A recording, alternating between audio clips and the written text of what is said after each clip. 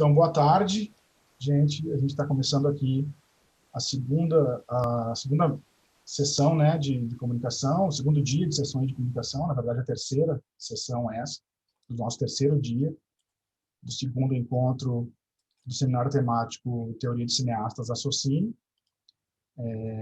Queria agradecer a presença aí de todos, o interesse de todo mundo que está inscrito, que está assistindo aqui pelo Zoom, e também a quem está assistindo a nossa transmissão ao vivo lá pelo YouTube. Então, a gente começa agora a sessão número 3. A gente tem mais 3 trabalhos agora, entre 17 horas e 18h30. E depois, a gente tem uma outra sessão, a sessão número 4, das 19 às 20h30. Hoje a gente vai ter 3 trabalhos. O primeiro vai ser Intermedialidade e Dissenso, Engajamentos Afetivos na Trilogia Paradise, de Ulrich Seidel, de Thalita Cruz Bastos, da Uniswan, do Rio de Janeiro. Depois a gente vai ter o trabalho da Fernanda Tavares Souza, da Unespar, do Paraná, VX, Estudo dos Primeiros Cinemas e a Imagem Estática. E aí o terceiro trabalho, chamado Revisitando Noções de Autoria para a Teoria de Cineastas, da Patrícia de Oliveira Iuva, da Federal de Santa Catarina. E a gente vai repetir o mesmo sistema de ontem, né, das 2 mesas anteriores. São até 20 minutos por apresentação. Eu vou controlar o tempo aqui e vou interromper vocês quando faltar 3 minutos. Vai ser só esse aviso de 3 minutos, quando tiver faltando 3 minutos para acabar. Vou interromper um pouquinho aqui, vai ser chato, mas pelo áudio, né? Então fiquem já atentas que isso vai acontecer. Infelizmente é o jeito que a gente tem para avisar. E a gente faz as 3 falas na sequência e depois a gente tem aí 30 minutos para debates.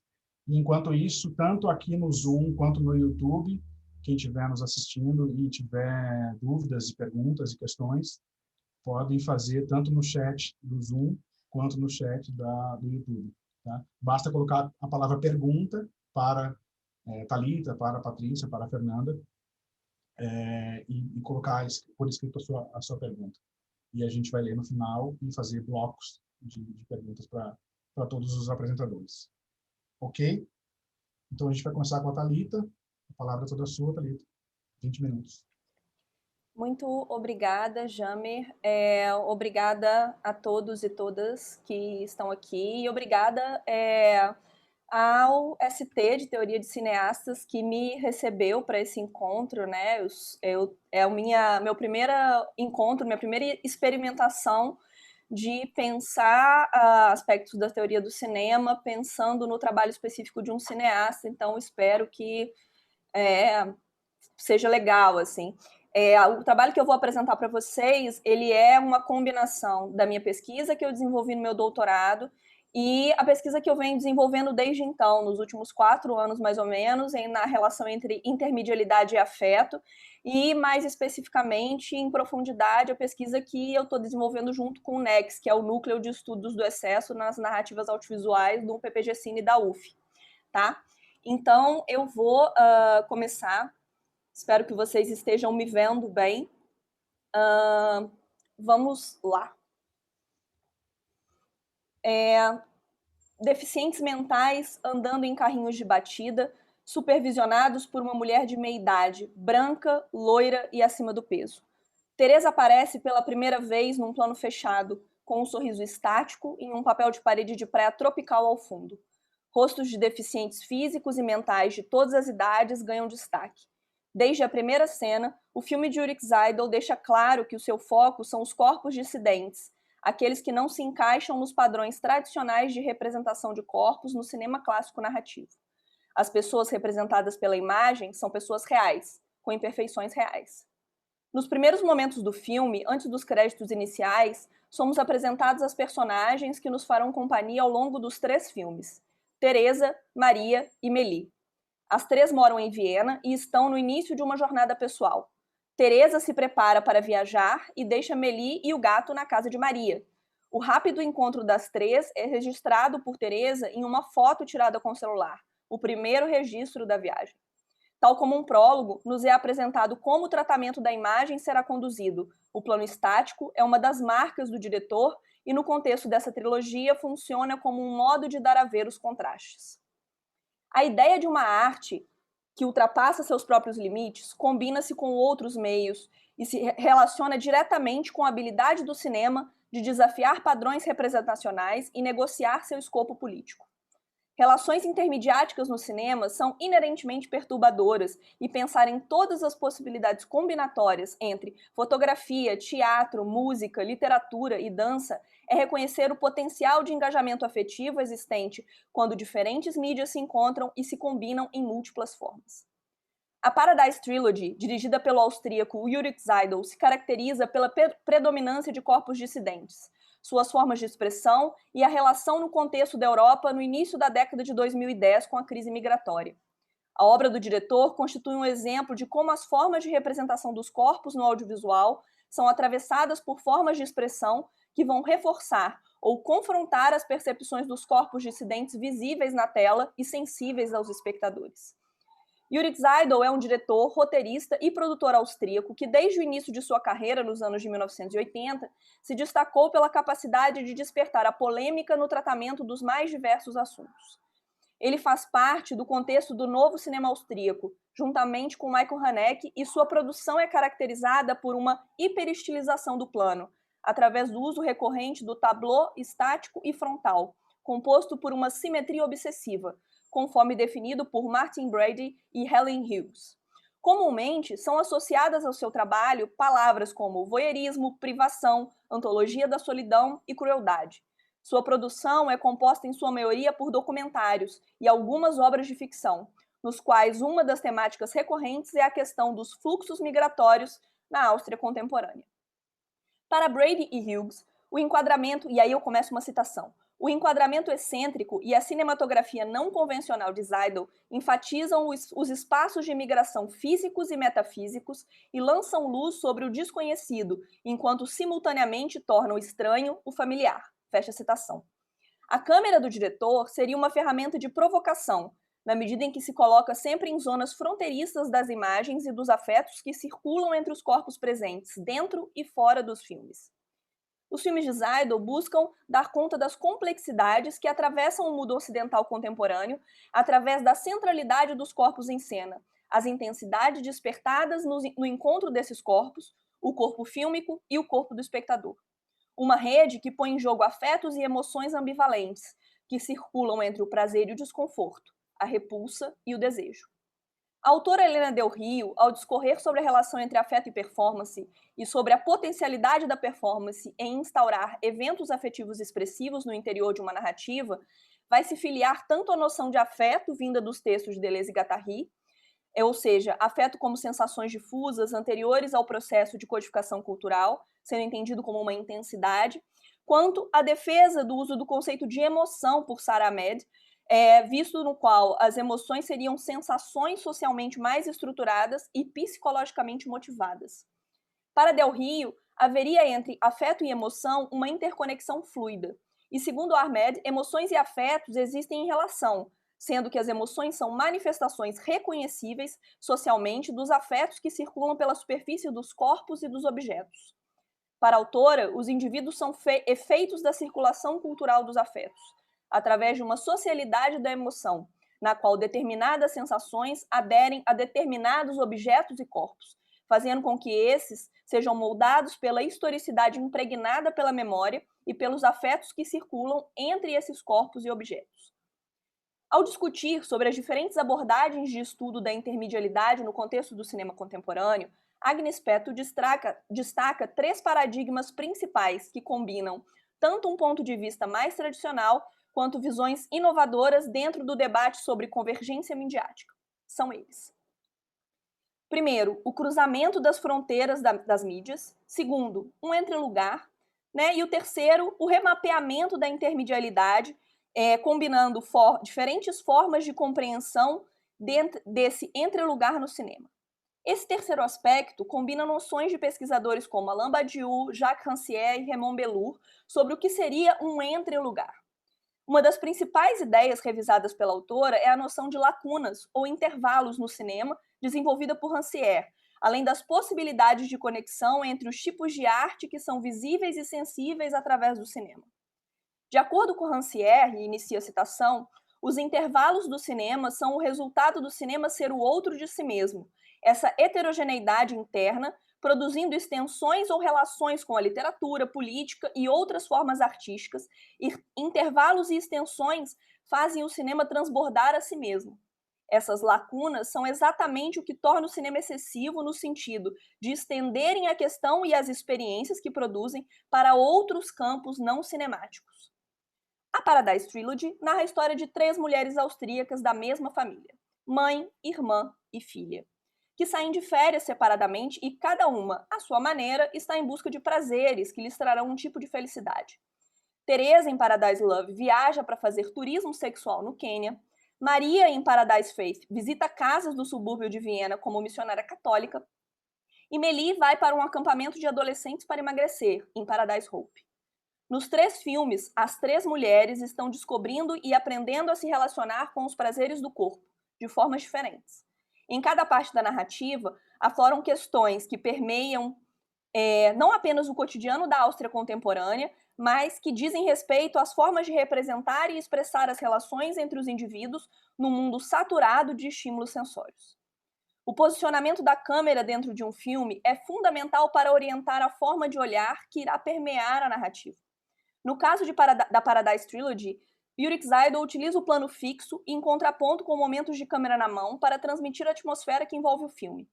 O plano fixo funciona como uma declaração dos contrastes e contradições contidos não apenas na narrativa, mas nas questões reais que inspiram a mesma.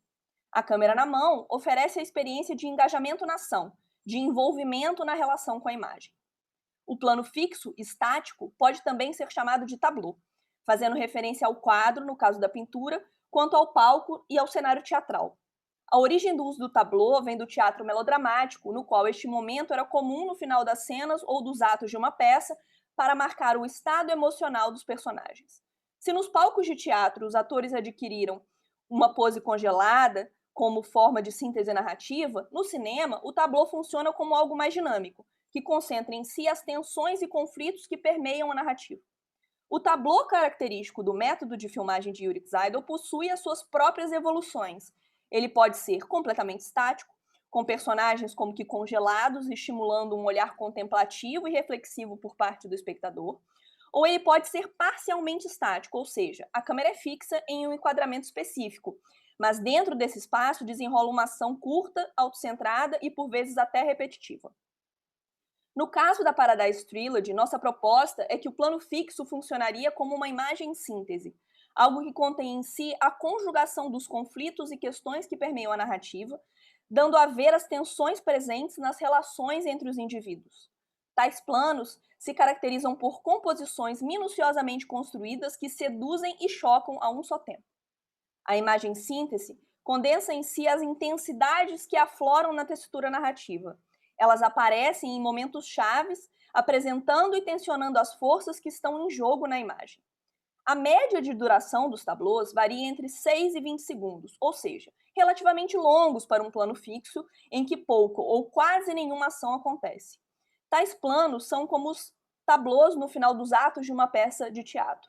Sua potencialidade afetiva está exatamente na forma como torna evidente as tensões que atravessam a narrativa, isto é, crua, sem adornos, contidas dentro de uma fotografia harmônica na forma de posicionar as questões pertinentes à imagem.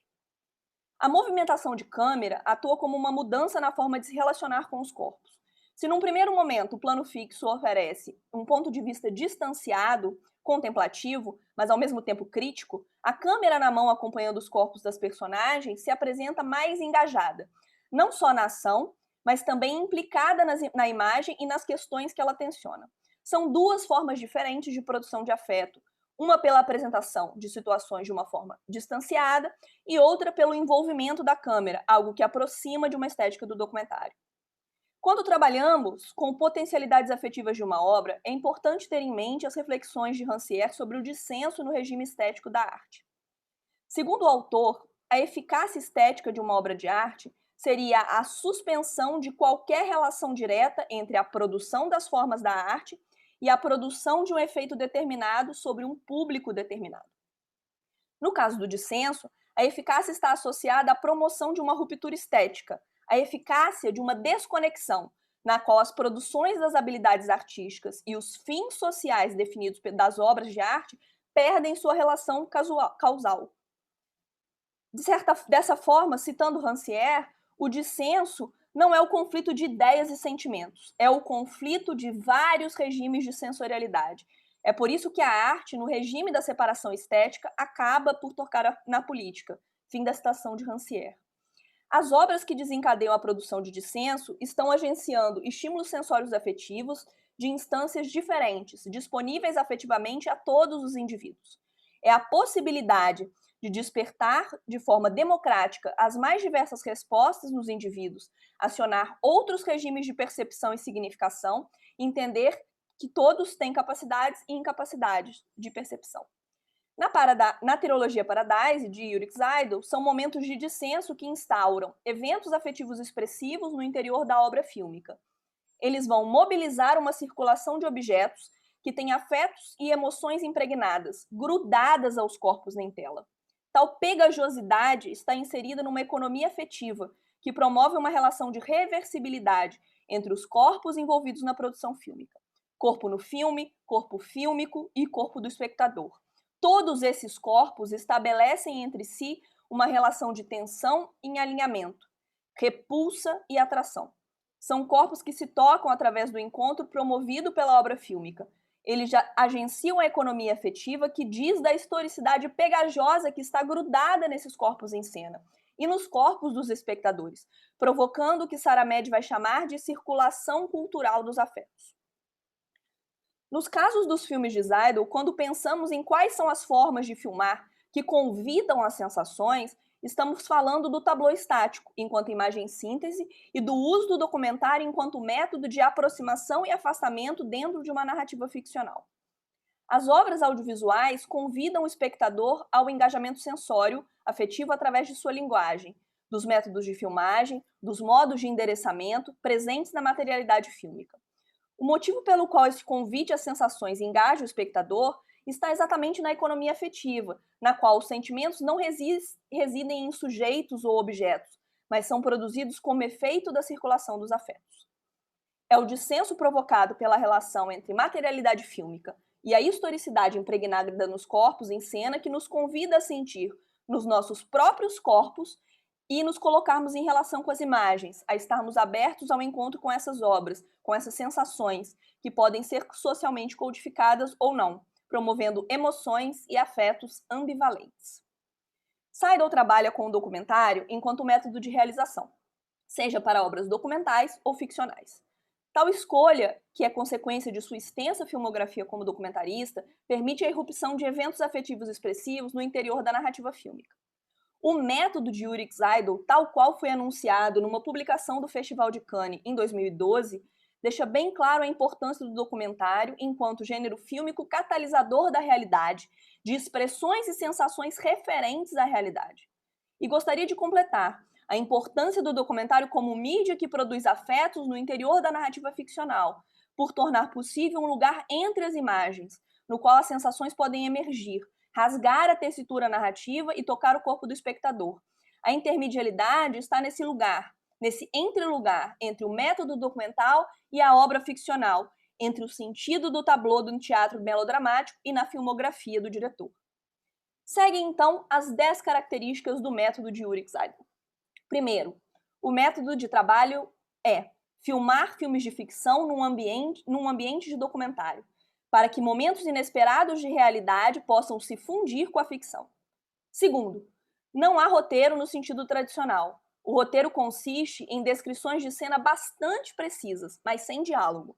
Durante as filmagens, o roteiro é modificado e reescrito constantemente. Terceiro, o elenco é composto por atores e não atores. Durante a seleção do elenco, profissionais e não profissionais recebem a mesma consideração. Idealmente, o público... Sim? 3 minutos. Sim. Idealmente, o público não deve discernir entre os papéis representados por atores e não atores. Os atores não têm roteiro no set. 5. As cenas e diálogos são improvisados com os atores.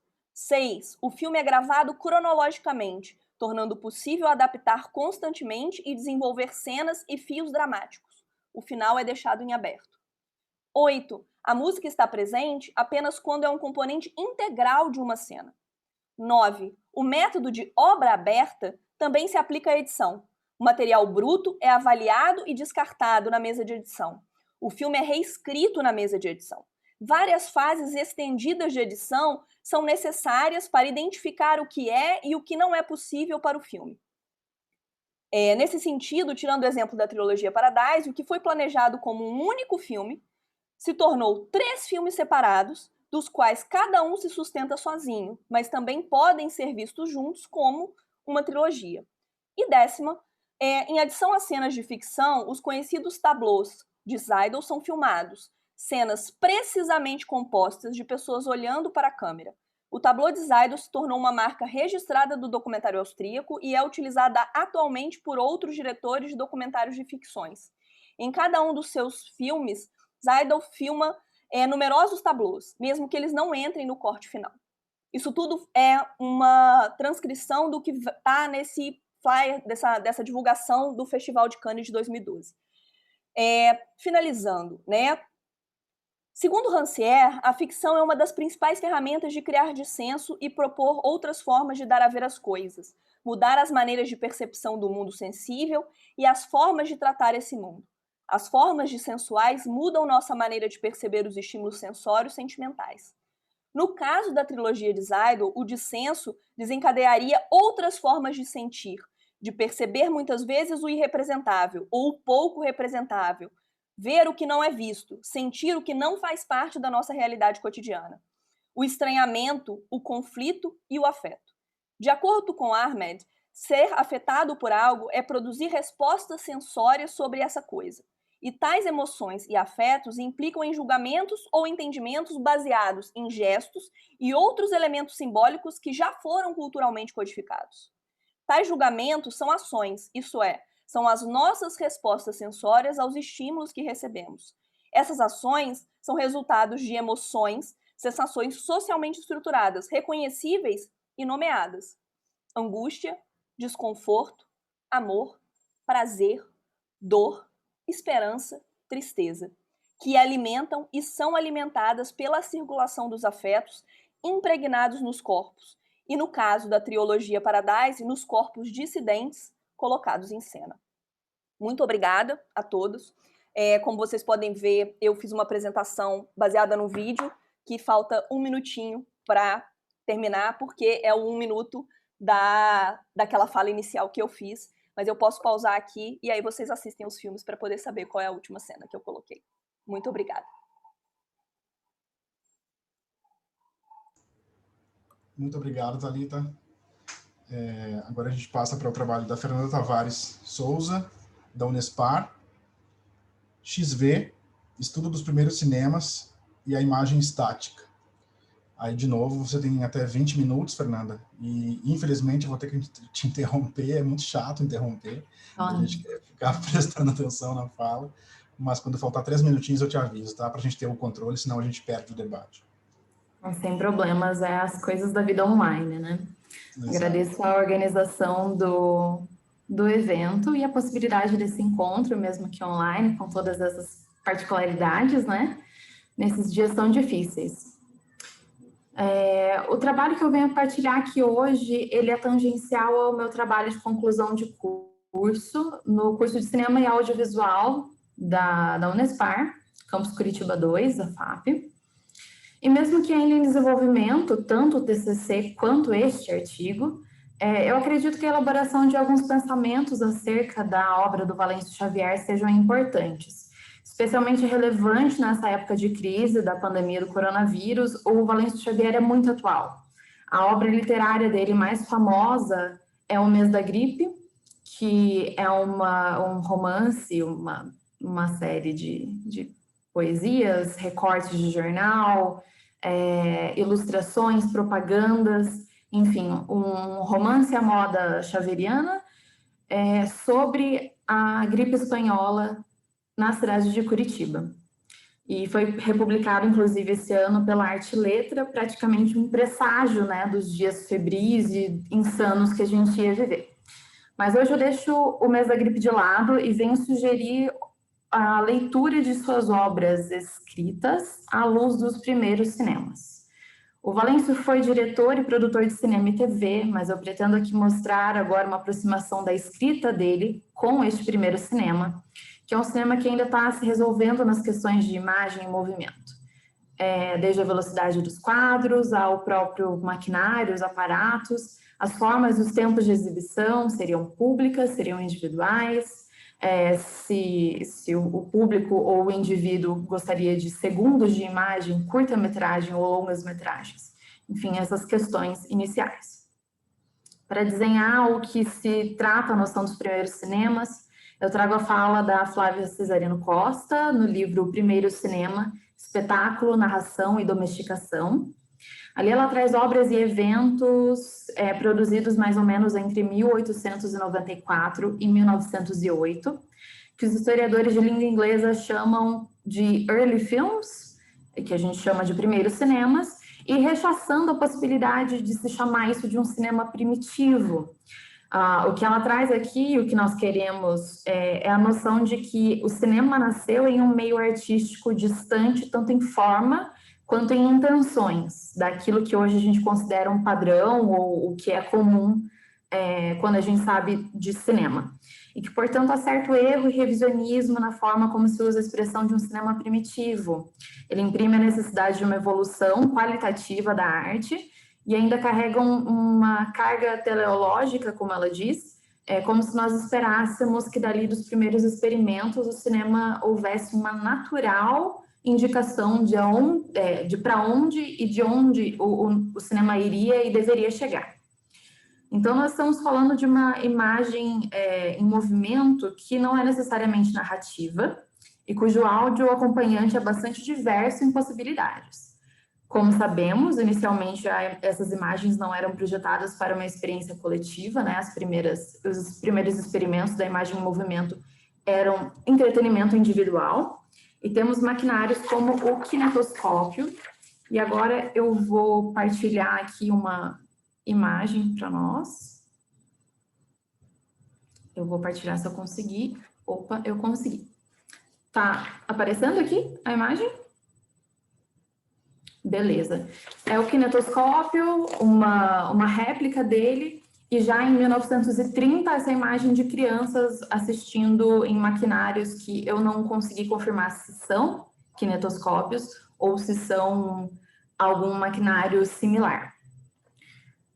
Do Thomas Edison, custava uma moeda e garantia aproximadamente um minuto e meio de diversão. Aproximadamente 15 metros de rolo do filme que o cliente via por um visor. Várias máquinas, uma ao lado da outra, como a gente vê aqui nessa terceira foto de 1930, nas penny arcades, nos salões populares, nos salões de diversão. O motoscópio era também uma outra opção, uma máquina que mostrava animação por meio também de um visor, só que nesse motoscópio, ao invés de um rolo de filme, era um rolo de papel impresso, e a máquina folheava mecanicamente, dando a ilusão do movimento. E que lembra bastante também as origens das técnicas de desenho de animação, né? Mas eram os vaudevilles no final do século XIX a maior forma de diversão popular. Eram compostos de diversos atos aleatórios, shows sem conexão entre si. Lanterna mágica, ilusionismo, comédias, declamação de poesia, música e dança. A inserção do cinema dentro desses espetáculos seria característica de uma pequena unidade autônoma, que não interferisse na leitura desses outros atos, e que também não demandasse algum conhecimento prévio do conteúdo, como um capítulo anterior de uma novela, de um romance. Com o cinematógrafo do Lumière, dos irmãos Lumière, o diretor de cinema filmava e o projecionista, ali vendo o calor do momento, a temperatura dos ânimos da noite no vaudeville, acabava por escolher qual rolo, qual plano do filme seria exibido e em que ordem esse filme seria composto. A gente tem peças como Uncle Josh at the Moving Picture Show, do Edison e Porter, em 1902. Eu posso colocar depois o link no chat e no YouTube também. E a gente percebe ali nessa peça como que o primeiro público do primeiro cinema se comportava, com uma espécie de encanto, um deslumbre pela imagem, tanto que o cinema no vaudeville, junto com os espetáculos de ilusionismo e lanterna mágica, era uma combinação muito adequada. E então esse encanto, mas uma incredulidade.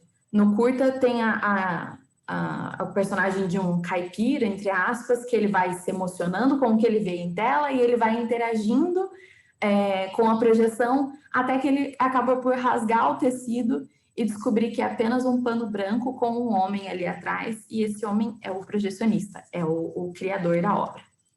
Então, além da edição manual, entre aspas, desse projecionista, que funcionava como um montador do filme, quando ele podia escolher a ordem e o tempo da exibição, o próprio espectador do vaudeville tinha a tesoura nas mãos. Quando ele aplaudia e dava risada do ato de comédia, se emocionava com a encenação dramática ou vaiava o circo. Então, ele escolhia como que o vaudeville seguia em frente, né? A gradual transformação do espaço do vaudeville de um lugar boêmio, alcoólico, underground, para uma diversão mais abrangente, e abrangente a gente quer dizer que moças de família poderiam frequentar, é uma jogada comercial da percepção dos realizadores quanto ao interesse do público, o interesse e o poder, né, do público. Havia ali um humor sem freios, com grandes doses de racismo, xenofobia e caricaturas da classe operária e da figura feminina. E mesmo que os vaudevilles, os Nickelodeons, os salões de variedade, onde existisse o cinema, fossem frequentados também e talvez majoritariamente pelos alvos dessas caricaturas, né, pela classe operária, pelo negro, pela mulher, o cinema se consolidava como uma forma de entretenimento possível, barato e abrangente. Nas máquinas individuais, tipo kinetoscópio, permanecia disponível a um níquel as imagens de dançarinas burlescas e mulheres nuas, a perversidade moral, né? Ou a amoralidade, mas também pelo mesmo preço tinham disponíveis as cenas da Paixão de Cristo, as cenas da vida de santos. Portanto, a convivência dessas hipocrisias nossas de cada dia já estavam ali bem desenhadas nos primórdios do cinema. A hipocrisia do público, que aceitava e ria de si mesmo, enfim, a consciência de rir de si mesmo, e sem freios morais, e também da jogada comercial dos produtores. Pensando no cineasta Valêncio Xavier, essas incoerências primordiais são importantes para o estabelecimento das vozes que falam em suas obras. Coabitam o espaço da página literária tanto a acusação quanto a aceitação do absurdo, tanto a risada quanto a vaia. As temáticas do Valêncio Xavier são as temáticas do encontro do amor e da morte, do sexo, da vaidade e da perversidade. O Valêncio, ele mergulha na realidade como se fosse um freak show num salão de variedades, ainda que a experiência pessoal intransferível de ler um livro seja mais próxima ao desenrolar de imagens no kinetoscópio, quando a gente tem aquela imagem tão espaçada, tão decomposta, que nós sabemos que ela é formada de imagens estáticas, e nem tanto quanto a projeção pública do cinematógrafo, que já tinha mais domínio da ilusão do movimento. A relação do diretor-escritor com a imagem impressa é de igual relevância da palavra escrita. E eu já vou começar aqui a passar. Esse é o livro Remembranças da Menina de Rua Morta Nua, o conto homônimo, no qual o autor faz a experiência de leitura como o desenrolar de uma película. Mas por uma questão de tempo eu vou falar só do Remembranças, no resumo eu mencionei também o livro Meu Sétimo Dia, mas basicamente toda a literatura do Valêncio tem essa característica. Dá para a gente ler e assistir a literatura dele em blocos de imagem. O Valêncio, ele ambienta a narrativa no meio televisivo, a narrativa do Remembranças da Menina de Rua Morta Nua no meio televisivo, especialmente no submundo do jornalismo policial, que às vezes esbarra no cinema de terror. E a gente tem aqui o programa Aqui Agora, do Gil Gomes no SBT. E nessa primeira página do conto, ele traz uma manchete que diz que o programa é mais cult, é mais clean, e que agora esse apresentador que tem um jeito exótico de encantar as elites, o programa não era mais do tipo que apelava para a violência sangrenta que ganha audiência na TV. Só que ele diz isso e todos os quadros seguintes eles vão negando. Mas o Valêncio, ele apenas justapõe as imagens e os blocos de texto. Ele não diz que isso é uma mentira, ele não desdiz essa manchete do jornal, ele apenas coloca aqui, ó, o discurso do Gil Gomes, é um problema paulista, é um problema brasileiro, a gente lê isso com a entonação daquele homem que faz, sim, do seu programa de TV um programa nada cult, nada clean, e sim sangrento e absurdo. Ele começa pela exposição do nome de uma criança menor de idade, moradora de rua, que havia sido encontrada morta. Só que o Valêncio insere uma tarja preta no nome, não apenas no nome da menina, mas também nos olhos dela. E ali a gente fica num limbo de curiosidade e respeito. É um limbo tentador.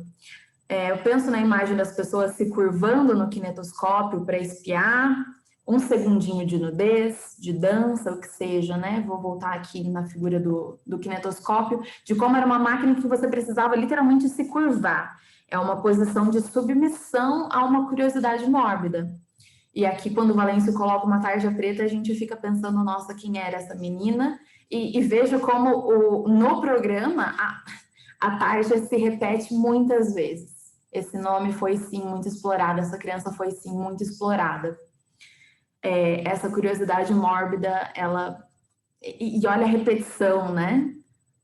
A menina é achada morta, morta, morta, morta, morta, menina, menina, menina, menina, né? O Valêncio insere em fontes variadas a insistência da fala do Gil Gomes, de como uma menininha de rua, por quê, ó céus, por quê?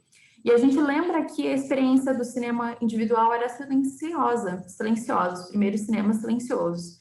Mas também quando a gente lê ali aquela fala em itálico, a voz do apresentador ela salta. O trejeito da fala, a dramaticidade está implícito e ecoa na nossa mente, na mente do espectador / leitor.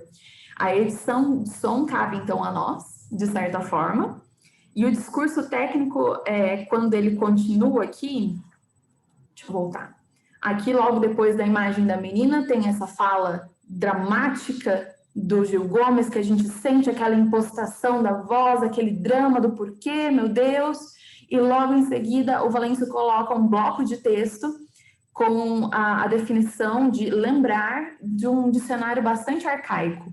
E é todo um texto tão diferente e um discurso técnico tão diferente que dificulta a leitura como se fosse um texto corrido. Cabe ao leitor, na própria cabeça ou em voz alta, como cada um prefere, atuar, impostar a voz, interpretar. Então, a inserção, continuando aqui, inserção de detalhes aparentemente inúteis à narrativa, uma gordura a mais, como, por exemplo, aqui no início e no fim da página à esquerda, a apresentação do preço do jornal e do pão francês da época. É curioso porque uma vez que a gente é tomado pela terrível notícia de uma menina morta, violentada, parece deslocada essa informação que, enfim, que eu quero saber quantos cruzeiros custa o pão da época, né? Mas daí é aquela coisa de que cabem tantas interpretações e tantas leituras dentro da obra do Valêncio, dentro desses tableaus do Valêncio, dentro desses quadros estáticos, que ele é como se o Valêncio fosse um diretor indeciso ou um montador muito preciosista que não gostasse de cortar as informações, porque ele pensa que ele sabe que existe o leitor / espectador que vai pensar ali, a informação custa mais que o alimento, ele denota ali que é muito fácil ficar desinformado, como nós somos jogados à interpretação e encenação da TV sobre os atos, mas sem julgamento moral, sem acusação alguma, Existe também o leitor espectador que vai se deleitar com isso, que queria mesmo é que soubesse o nome, a idade da criança, todos os detalhes, visse a foto da criança morta, um prazer na superexposição da violência e do sexo nas páginas do jornal, na rua e na TV. O signo da morte, ele paira sobre as obras do Valêncio quando o leitor se vê nessas abordagens não impositivas do discurso do bem ou do mal, o discurso do correto, o incorreto, o moral e o amoral, mas ele se vê na inevitável exposição ao absurdo, né? Então, é como se pudéssemos encaixar e desencaixar as peças da literatura e remontar a narrativa. A possibilidade da composição e recomposição da literatura de Valêncio Xavier em planos ou quadros independentes é a participação ativa do espectador como montador da obra. Quando, por exemplo, vemos os números aqui no fim da página, e eles parecem não... Opa! 3 minutos. Tá, já. E eles parecem não carregar nenhum sentido, a gente pode passar batido, não prestar atenção, até que na última página, vou puxar rapidinho, tem aqui a pergunta, 8 ou 9, e daí a gente entende que se tratava da idade da menina, que era o caos da informação, né? Esses saltos abruptos da leitura ou da montagem dão certa dificuldade à apreensão da obra, não é uma leitura fácil, uma leitura corrida, e fazem perder um certo deslumbre quanto à ilusão do movimento e da continuidade. Lá na segunda, terceira, quarta, 10ª leitura, nós somos capazes de decompor ou, enfim, compor a imagem em movimento, como quem pega nas mãos o rolo de película e escolhe ali os frames, os quadros que ele quer ver e em que ordem ele quer ver, como nos experimentos de Muybridge, em que a imagem é decomposta. A nossa leitura pode ser ritmada, rápida, ou, enfim, emocionada, detalhada, detalhista. A velocidade e o ritmo da leitura ficam na experiência pessoal. Sobressaltos do tempo e a voz e intenção são os parágrafos e imagens sem hierarquia definida nas páginas do livro. A Flávia Cesarino Costa, ela diz no Primeiro Cinema que as primeiras obras têm um espírito de anarquia, de algo incontrolável e sem freios de moralidade. Eu acho que é possível essa mesma leitura aqui, no Valêncio Xavier, nas obras escritas dele, quando a gente tem a exploração da violência e narração policialesca coabitando uma mesma página com Luís de Camões, com outros poemas. E aqui a gente tem uma situação dos Lusíadas e outras nuances de delicadezas, coisas que talvez passariam batido. O ritmo decomposto em imagem é como uma chance para o espectador montar o seu próprio espetáculo da maneira como entender, e daí a gente se relaciona lá com o projecionista dos primeiros cinemas, que também poderia montar e remontar o filme como bem lhe aprouver. É isso, é um trabalho em construção ainda, mas acho que é uma reflexão interessante para nós neste momento. Eu agradeço a oportunidade. Muito obrigado, Fernanda. A gente dá continuidade agora à apresentação da Patrícia de Oliveira Iuva, da Federal de Santa Catarina, revisitando noções de autoria para a teoria de cineastas. De novo, você tem 20 minutos, Paty, e aí eu vou te avisar quando faltar 3. Tá bom? Deu, ativei meu áudio, né? Senão tava... Tá ouvindo, né? Tá tranquilo? Bom, então... Tá dando certo o compartilhamento de tela? Dá para ver certinho? Tá, beleza. Primeiramente, né, agradecer essa oportunidade da gente estar podendo se reunir para fazer o evento, né, que a gente havia pensado fazer presencial na UFSC, e a gente seguiu com a ideia de fazer de forma virtual e poder contar com a participação de pessoas que talvez não conseguissem estar presentes, né, fisicamente em Florianópolis. E aí a gente aumenta o escopo do nosso debate, o que é sempre muito profícuo para os trabalhos que a gente vem pensando e desenvolvendo dentro do ST. A minha fala hoje, eu já venho há um tempo, né, desde que eu comecei a participar do ST, dentro de uma perspectiva do trabalho com os paratextos, mais especificamente os making-offs, né, tentando pensar como que esses making-offs, ou como esses paratextos podem contribuir para a perspectiva da teoria dos cineastas, né? Então, como que a gente pode observar esses making-offs enquanto próprios atos teóricos, mas, para além disso, também como que eles podem ajudar na concepção daquilo que a Cecília falou na fala de abertura, né? Como essa questão dos documentários em processo, né? E da gente conseguir se aproximar dos processos de criação. No entanto, tem uma questão que ainda me inquieta, né, que é a questão da autoria, e é uma questão assim que o ST eu venho trazendo para pensar junto da teoria dos cineastas, que para mim tem algumas questões que não estão ainda bem resolvidas, eu acho que talvez para mim, né, ou eu queria trazer assim para pensar junto com o ST. Então é uma proposta assim que eu ressalto que é bastante incipiente, tá? Ela vem me inquietando, mas eu estou começando a formular essas hipóteses, né? Então, bem recentemente, assim. Então, eu trago aqui, o objetivo é lançar questões, né, ou melhor, hipóteses de trabalho no âmbito da pesquisa, buscando algumas aproximações, né, entre a teoria de cineastas e algumas perspectivas aí semióticas, né, mais especificamente nas relações do discurso.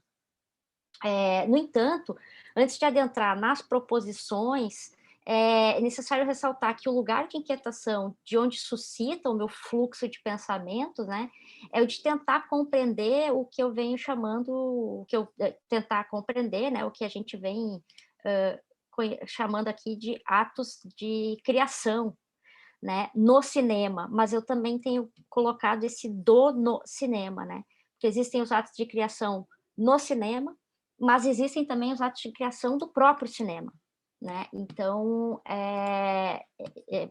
esse é o lugar, né, de inquietação.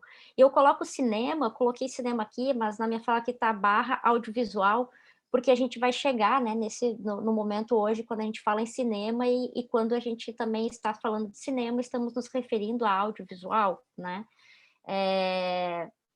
Então, eu acredito que para conseguir começar essa empreitada, que não é nada nova, né? Tentar compreender os atos de criação do cinema ou no cinema, né? Não é nenhuma coisa inaugural, né? Não é uma novidade. Mas eu coloco aqui que é preciso admitir, para mim, que os atos de criação, tanto no cinema quanto do cinema, são necessariamente resultados de relações entre tecnologias, estéticas, sujeito e sociedade, né? Quer dizer, há que se reconhecer essas articulações tecnoculturais, né? E aqui uma referência clara ao pensamento do Wilhelm Flusser, tá? Então, na esteira do pensamento flusseriano, eu começo, então, a redefinir a questão central, né? E pensá-la nos termos de busca, de apreensão dos gestos de criação do cinema ou no cinema, né? Então, aqui, ao invés da noção de ato, passo a pensar a noção, com Flusser, né? A noção de gestos de criação do cinema. E aqui a noção de gesto é central, porque para o Flusser, né, todo gesto é um movimento no qual se articula uma liberdade, né, a fim de se revelar ou de se velar para o outro. Então, quer dizer, existe aqui uma dimensão dialógica, né, uma dimensão de um trabalho com alteridade. Essas alteridades, elas se dão dentro do processo de construção do ato de criação cinematográfica, mas também, né, da relação do filme com o seu público espectador, por exemplo, né? E aí eu cito o Flusser aqui, dizendo o seguinte: o enigma posto pelo gesto pode ser decifrado em vários níveis, há várias leituras possíveis. quanto maior o número de níveis diferenciados pelo analisador e quanto melhor a coordenação das várias leituras, tanto mais rico será o significado desvendado pela leitura, né? Ou seja, a gente compreender, afinal, quais são, né, os sentidos e os significados que estão por trás desse gesto, né? Então, eu diria que a meta da apreensão do gesto de criação, seja no cinema ou do cinema, é penetrar em enigmas do próprio cinema. E aí eu coloco, muito bem, mas quais são os enigmas, né, quais são os enigmas próprios, ou quais são os enigmas do cinema, né? Eles são vários, né, inúmeros e em diferentes níveis. Poderia estar aqui alguns exemplos, né? O cinema como modo de pensamento, o cinema como um novo estado de inteligência, os mistérios da noção de imagem, dos blocos de percepção, espaço, tempo, quer dizer, uma série de enigmas, uma série de questões aí para a gente pensar. Mas a minha proposta, a proposta desse trabalho, segue uma postura arqueológica Foucaultiana, que se propõe a apontar elementos que mostram condições de possibilidade de um dado saber, ou seja, vou fazer um recorte do objeto. E esse recorte aqui, para mim, refere-se que um destes enigmas do cinema, né, diz respeito à sua dimensão discursiva, né? E aí é que eu adentro nessa perspectiva, né, da discursividade. Na palestra A Ordem do Discurso, do Michel Foucault, né, ele argumenta que a produção discursiva ela é controlada por certos procedimentos presentes em todas as sociedades e aponta alguns mecanismos de exclusão que atingem isso, né? Entre eles, por exemplo, a interdição, a separação e a vontade de verdade. Esses princípios eles regulam, dentro de uma determinada esfera de produção do discurso, o que pode ser dito, por quem pode ser dito e como pode ser dito. E aí eu digo, o cinema, sob a forma, né, de um texto cultural, ele não escapa a essa lógica de controle. Então, o discurso cinematográfico, que é o discurso que se refere a uma linguagem, né, a arte da imagem cinematográfica, ultrapassa o limite do universo fílmico, né, ou seja, do objeto filme, né? Ele é mais amplo, ele se refere a esse âmbito maior, né, da própria criação cinematográfica. E eu sempre insisto na concepção do Foucault, eu acabo trazendo várias vezes em diferentes falas, eu trago essa noção aqui do Foucault, que ele diz assim, os condicionamentos de ordem histórica suscitam a cada época novos regimes de criação, novos regimes discursivos e novos regimes de produção. É justamente à luz desse pensamento, né, que a gente consegue compreender o surgimento do cinema enquanto uma possibilidade histórica, bem como todas as suas transformações estéticas, narrativas e tecnológicas, de modo que hoje, quando falamos em cinema, falamos também em audiovisual, né? Quer dizer, existe condicionamentos históricos aí que nos possibilitam hoje falar do cinema / audiovisual. E outra questão a gente reconhece que o campo do audiovisual, né, agora abrangendo então o campo do cinema, reconhecemos que o campo do audiovisual opera lógicas de poder e controle, né, e por fim, obviamente, de reconhecimento de determinadas obras, e aí obras, né, destaco a questão das obras, bem como de determinados artistas, ou determinados cineastas, ou determinados autores, né? E vários foram os condicionamentos sociais e históricos que levaram o campo do cinema e audiovisual a apropriar-se das noções de autor lá da pintura, da literatura, a fim de garantir espaço no âmbito artístico. E uma série de lutas discursivas em torno da figura ou da noção, né, da figura ou noção de autor foram travadas ao longo desse período. Não vou esmiuçar aqui essas lutas, né, essa batalha aí de discursos, né? Mas o que eu quero enfatizar é nos distanciando de uma longa trajetória já debatida das teorias do autor no cinema, eu queria seguir a linha de Foucault para a abertura de um espaço de possíveis no âmbito da autoria para a teoria de cineastas, enquanto uma função discursiva dos enunciados cinematográficos. Então, o que nos interessa é compreender o funcionamento dessa operação no nível da linguagem e dos discursos. Né? Como diz Foucault, o fato de haver um nome de autor, né, indica que esse discurso deve ser recebido de uma certa maneira e que deve, em uma dada cultura, receber um certo status. Além disso, ele ressalta também que os textos sempre contêm em si mesmo, né, um certo número de signos que remetem ao autor. Né? Isso é, eu estou trabalhando com a hipótese de que, para ser possível a gente postular ou dizer, né, postular uma dada teoria associada a determinado cineasta, esse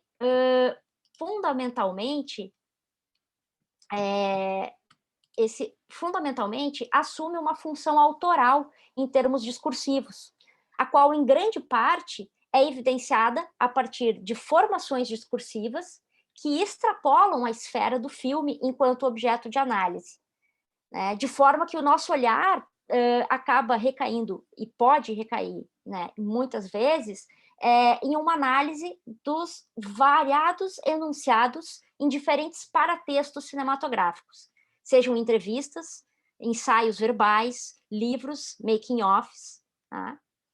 Então, situando o tema do autor nesse desafio teórico, trata-se de determinar como o autor foi construído e qual o funcionamento da função autor no interior de uma cultura. O recurso ao autor como um modo de se conferir unidade ao discurso está relacionado com a tendência, que foi bastante criticado pelo Foucault, de isolarmos as novidades discursivas sobre um fundo de permanência, né? Fazendo dessa maneira com que o mérito da invenção seja transferido para a originalidade, o gênio ou a decisão própria dos indivíduos. Dentro desse quadro, tendemos a pensar relações de influências de certos indivíduos sobre outros através de unidades, como autores, obras, noções ou teorias. A problematização da prática discursiva exige para Foucault que nos afastemos de todas essas unidades supostamente naturais, imediatas e evidentes.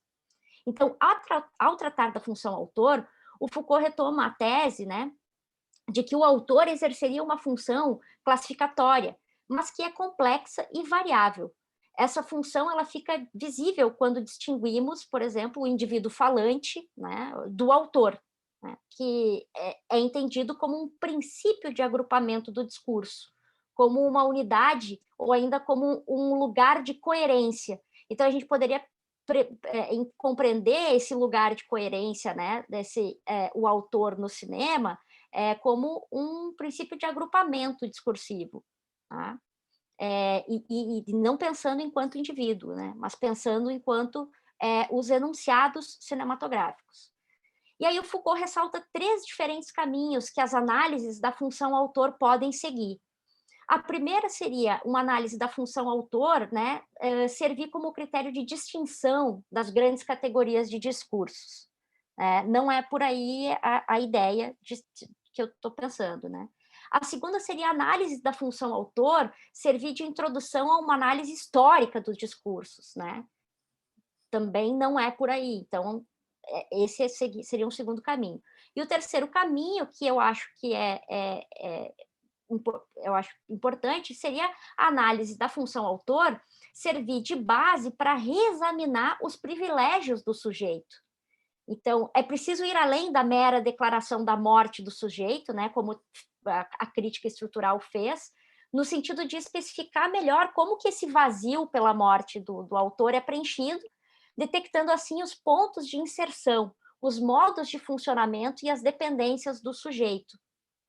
Eu acho que esse último caminho, ele sugere para os estudos sobre a função autor algo importante que envolve uma profunda alteração na maneira como se aborda o problema da liberdade, né, que está relacionada lá com o gesto flusseriano. Ao invés de se perguntar sobre como o sujeito penetra as coisas, sobre como ele confere sentido ou intenção à vida e intenção à linguagem, a gente poderia colocar ao contrário, e colocar em questão, ao contrário, né, a maneira como o sujeito aparece e sob quais condições ele pode vir a funcionar de determinada forma. né? Ou seja, aqui teria uma ideia, uma hipótese, né, de que não devemos analisar as modalidades de existência dos discursos partindo de invariáveis como o sujeito originário ou o autor fundador, mas tomá-los como uma função variável e complexa do discurso, né? De modo que essa função autor pode, inclusive, variar, né, dentro de uma trilogia, por exemplo, né, só citando o exemplo do trabalho da Thalita anteriormente, né, dentro dessa trilogia do Ulrich Seidel, essa função autor, ela pode variar, né, ela não pode não necessariamente estar apenas atrelada ao diretor Ulrich Seidel, né. Tati, Oi. 3 minutos. Beleza, já estou encerrando. E aí, voltando ao gesto, para finalizar, né, para o Flusser, uma análise semiológica, ela vai revelar vários níveis de significado no gesto. E aí eu retomo a conexão da necessidade de decompor esse gesto da criação no cinema em seus elementos significantes, né? E aí eu penso, o gesto de criação no cinema, ele pode ser desvelado a partir da dimensão discursiva dos paratextos, né? Eu esqueci de passar aqui, né? Os quais podem, em certa medida, ter uma função autor atribuída, né? Essa função autor ela pode ser desempenhada por sujeitos cineastas entendidos enquanto elementos discursivos. Dou um exemplo, né? Pegando aqui a questão do nome próprio, né? Da assinatura, a gente poderia pensar enquanto um gesto autoral que desempenha uma função discursiva de poder, de controle, né? E aqui eu me refiro aos trabalhos, às vezes, aos trabalhos que nomeiam os cineastas, né?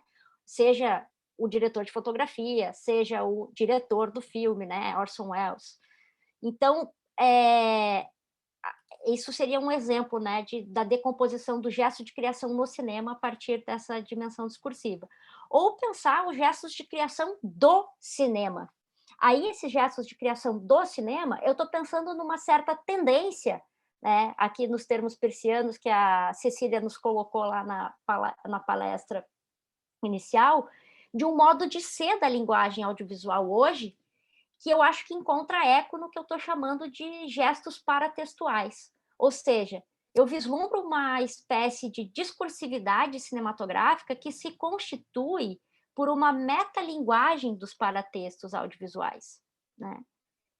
Então, e para encerrar, assim, para finalizar, o que eu estou tentando contemplar seria isso, assim, né?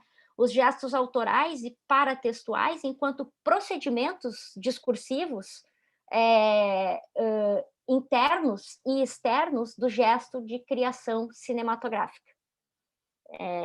Essa é a proposta geral. Eu ainda não tenho objeto de análise em si, é uma discussão que está ainda no nível teórico, e, enfim, estou pensando, né, nessas questões do gesto associado ao gesto de criação cinematográfica com a questão, né, das formações, dos procedimentos discursivos e da discursividade, e aí eu chego nessa proposta da função autor ali como uma das formas de trazer, assim, pensar essa questão da teoria de cineastas. Era isso. Agradeço. Desculpa se eu passei do tempo. Não. Obrigado, Patrícia. Não passou não, foi bem exato. Um pouquinho menos até de 20. Acho que todo mundo ficou dentro dos 20. Vamos fazer os 30 minutos, né, de debate, mesmo que a gente avance um pouquinho, como a gente fez ontem. Acho que isso não atrapalha muito. Tem uma série de perguntas aqui. Eu vou fazer blocos de 2, tá? Tem algumas perguntas para a Thalita, tem uma pergunta para a Fernanda lá do YouTube, eu tenho uma pergunta também, e depois uma pergunta para a Paty, que eu também tenho. Então, eu vou fazer primeiro 2 perguntas para a Thalita, e depois eu vou intercalando Fernanda e Paty, e aí a gente volta para a Thalita de novo. O Eduardo Baggio pergunta para a Thalita: há aproximações possíveis dos processos de criação de Ulrich Seidel com os processos de cineastas como Eric Rohmer e Jean Rouch? Essas aproximações, diálogos, poderiam ser interessantes para pensar os métodos em processos criativos sob a perspectiva de teoria de cineastas, de tipos de processo que perpassam ou aproximam diferentes cineastas como esses. E aí uma segunda pergunta, da Patrícia: para a Thalita. A partir da descrição do método de trabalho de Ulrich Seidel, é possível chegar em alguma proposição de qual ou quais são os atos teóricos na trilogia Paradise. Poderíamos pensar a intermedialidade como o gesto teórico que perpassa a obra de Ulrich? Aí, acho que a Thalita responde essas duas, aí eu passo para uma pergunta para a Paty e outra para a Fernanda, e depois a gente retoma para uma pergunta para a Thalita de novo. Tudo bem. Obrigada, Jamer. Obrigada, Eduardo. Obrigada, Paty, pelas perguntas, assim. Eu fiquei muito feliz, na verdade, com a pergunta de vocês, porque, como eu disse no início, né, essa é a minha primeira aproximação com a teoria de cineastas, então eu, né, desde ontem, tenho me atido a muitas reflexões e feito algumas conexões que eu acho que tem tudo a ver com a pergunta. Primeiro, respondendo ao Baggio, né, se eu acho que essas aproximações são possíveis, né, do Seidel, do Rohmer e do Jean Rouch, eu acredito que sim, porque, e aí eu vou ser muito sincera, eu vejo nos três, e mesmo em alguns outros diretores, como Miguel Gomes, por exemplo, diálogo com alguns métodos que foram estabelecidos desde lá do neorrealismo italiano, sabe? De você trabalhar com atores não profissionais, de você usar espaços reais, de você estar aberto ao imprevisto, de estar sobre aquela, né, citando o Comolli, que foi pop ontem, de estar sobre o risco do real o tempo inteiro. Eu acho que trazer isso para o cinema de ficção é bastante interessante enquanto método, e eu vejo uma conexão disso nesses autores, assim. Eu acho realmente que o fato do Seidel dizer com todas as letras, porque esses 10 mandamentos que eu coloquei é algo que vem dele, na verdade. Né? Tá inserido numa publicação que foi divulgada pela equipe dele para a divulgação do filme no Festival de Cannes de 2012. Né? Foi uma revista, né, um livreto que foi divulgado sobre o filme, com entrevistas do diretor, e isso no final. Ou seja, é um conteúdo produzido pela equipe dele, por ele, para expressar a visão dele enquanto diretor. E aí, eu vejo essa conexão, sim, e aí, nesse sentido, eu vou colar na pergunta da Paty sobre os atos teóricos, né? Quais seriam esses atos teóricos dentro dessa trilogia, e se a intermedialidade seria um gesto teórico que perpassa as obras. Eu acho que os atos teóricos que a gente percebe, e aí vem a conexão deles com esses outros diretores, tá, primeiramente, eu vou bater nessa tecla, tá, no uso do documentário enquanto método em filmes não ficcionais. Por mais que isso possa parecer bobo, eu acho que existe uma coisa de você simplesmente fazer isso, e outra coisa você tornar isso como um posicionamento perante a narrativa que você quer desenvolver, certo? Você está dentro de uma narrativa ficcional, né, no universo cinematográfico, em que, teoricamente, o diretor, né, essa figura autoral, é aquela que detém o controle sobre tudo na narrativa. Você propor um formato que abre a obra em camadas e instâncias diferentes, desde a pré-produção, da elaboração do roteiro, durante a filmagem, né, com os improvisos dos atores na encenação e na edição, em que a obra, mais uma vez, pode ganhar outra forma. Eu acredito que essa relação do documentário enquanto método para uma linguagem cinematográfica ficcional que já está codificada, talvez seja um ato teórico, entende? Porque ele não simplesmente diz, isso é possível, ele pega e faz. Em todos os filmes dele. E aí, por isso que eu acho que a coisa da intermedialidade, quando você me colocou essa questão, Paty, eu fiquei pensando, porque, para mim, pensar isso enquanto teoria de cineastas é uma novidade, é uma coisa que eu estou começando a fazer agora, né? Então, pensar isso enquanto um gesto teórico, a intermedialidade, eu acho que isso é uma pista que eu sigo, entende? No sentido de ser uma investigação que eu acho interessante, e eu partiria de uma suspeita que sim. Exatamente porque em outras obras dele, ele vai usar momentos em que a relação da filmagem está em contato com outras artes, seja a fotografia, seja a dança e etc., para ser momentos em que esse, por exemplo, esse improviso e essa construção que vai acontecer no momento da filmagem vai ser desencadeado, né? A minha reflexão toda de relacionar, inclusive, intermedialidade, afeto e enxergar isso nessas obras vem daí, desse momento de que, sei lá, assim, que o diretor, que o realizador, que aquele que se entende como autor daquela obra, né, um dos autores daquela obra, assume que ele não vai ter controle.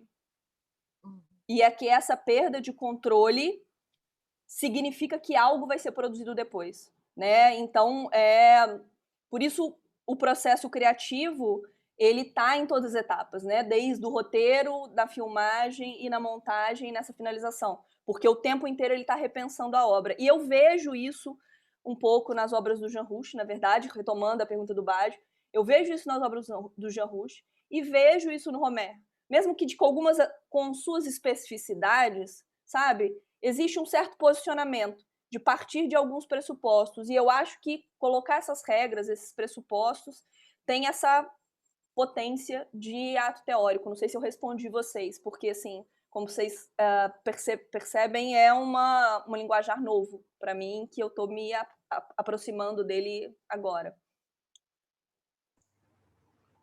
Obrigado, Thalita. A gente tem mais, acho que 6 perguntas pelas minhas contas. Eu vou fazer mais 2. Agora eu vou fazer uma para a Fernanda e uma para a Paty. Depois eu vou intercalando, tá? O Gustavo Jugend, lá no YouTube, perguntou para a Fernanda: você acha que a maneira como Xavier faz suas colagens na literatura tem semelhanças com o trabalho de edição de um filme? Eu tenho também uma pergunta mais ou menos nesse sentido, mas eu deixo para o próximo bloco. Eu acho que... Eu só vou fazer a pergunta para a Paty e aí eu já passo para vocês duas, tá bom? Para a Paty, o Eduardo Baggio pergunta: como a metalinguagem funcionaria entre textos diversos, como o filme e os paratextos? E aí vocês respondem essas duas e eu já vou selecionando mais aqui, tem mais pelo menos 4. Então, eu acho que quando o Valêncio ele decide não fazer um texto corrido sobre uma temática que ele queira abordar, enfim, que faça ali diversas vozes falando no mesmo texto, numa mesma página, é sim uma forma de edição. Só que eu tenho a impressão, não sou especialista em Valêncio Xavier, né? E obviamente partindo de uma experiência pessoal com a obra dele, eu tenho a impressão de que quando ele trabalha com os curtas-metragens, quando ele dirige suas próprias obras, essa edição, essas possibilidades de montagem e remontagem, assim, elas não são tão flexíveis quanto na literatura dele. Porque, obviamente, uma obra ela precisa ter um começo e um fim, né? Por mais que sobrem muitas coisas, sobrem muitas rebarbas, assim, uma obra precisa ter um começo, um meio e um fim. Eu fico pensando no Corvo, do Valêncio Xavier, que é a temática do meu TCC, é o estudo do meu TCC, de como se ele tivesse feito uma versão escrita, as imagens talvez não teriam tanta fidelidade à narrativa. Ele escolhe compor o filme, o Corvo, o curta-metragem O Corvo, com uma narração do poema e imagens de curitibanos e curitibanas anônimos nas ruas, com alguma atuação, mas é aquela direção de atores, atores não atores. Só que ele pega as gravuras do Gustave Doré e coloca elas e as movimenta ali dentro do curta com literalidade, acompanhando o que está sendo falado na narração, no poema do Edgar Allan Poe. Então, eu acredito, e eu jogo muito nessa minha proposta de artigo, o trabalho da edição mais para o leitor, que pode pegar os blocos de texto e remontar e tentar compreender de uma maneira mais diferente na literatura dele. No trabalho de cinema, de TV, eu acho que daí já é em outra em outra camada que ele trabalha. Obrigado, Fernanda. Paty. Vou habilitar aqui. Então, respondendo a pergunta do Baggio, eu não sei se ele queria fazer algum comentário sobre a minha pergunta? Ele falou que queria comentar, não sei se é sobre a pergunta ou sobre outro aspecto.